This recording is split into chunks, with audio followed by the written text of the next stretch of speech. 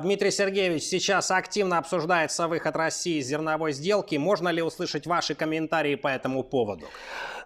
Конечно, вы же меня знаете, я всегда говорю как есть. В том-то и дело, что мы вас хорошо знаем, и, зная вас, хотелось бы услышать наконец-то все-таки правду. Ну, давайте объективно. В нашей стране сегодня правда может быть одна, а завтра уже вторая.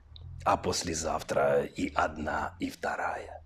А одна вторая правды с точки зрения математики – это всего лишь половина правды. Вопрос, куда девается вторая половина. И вот моя задача, как пресс-секретаря президента, собрать всю правду воедино и уже донести ее до людей. Да, так о чем вы меня спрашивали? По поводу зерновой сделки, чего ожидать дальше? Да, кстати, по поводу правды, я, между прочим, раз в полгода прохожу тест на детекторе лжи. И каждый раз, поверьте, успешно. Вы же понимаете, детектор лжи не обманешь, особенно когда он выключен.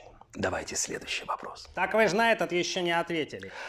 По поводу правды? Нет, по поводу зерновой сделки. Сейчас все говорят, что Россия намеренно ставит палки в колеса. Ну, это же полнейший абсурд. Сами посудите, ну какие у кораблей могут быть колеса, и главное, откуда у России такие палки?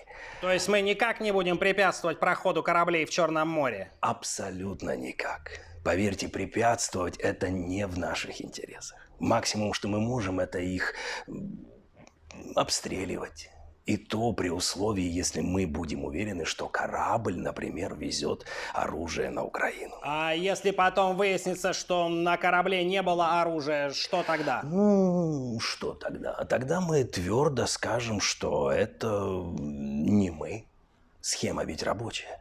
Мы всегда действуем по такому принципу, и надеюсь, что и в этот раз весь российский народ нам поверит. Допустим, но вот Минобороны Украины в ответ заявила, что все суда, которые будут заходить в российские порты, они тоже будут рассматривать как военные цели. Что, правда? Ну да, что вы по этому поводу скажете? Ну, на мой взгляд, это, простите, какой-то беспредел. Как можно в 21 веке атаковать чьи-то мирные корабли, даже если они везут нам какое-то оружие?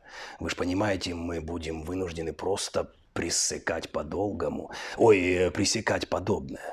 А если завтра они вдруг захотят потопить очередной наш непотопляемый флагман? Или, например, разрушить наш нерушимый, хорошо охраняемый Крымский мост? Кстати, по поводу Крымского моста, будет ли с нашей стороны какой-то молниеносный удар возмездия? А как же? Мы уже готовы это сделать.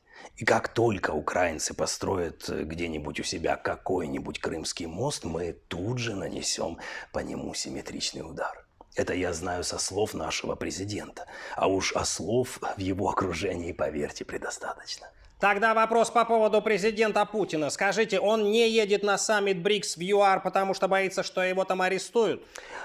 Нет, конечно. Начнем с того, что Владимир Владимирович вообще не боится никаких арестов.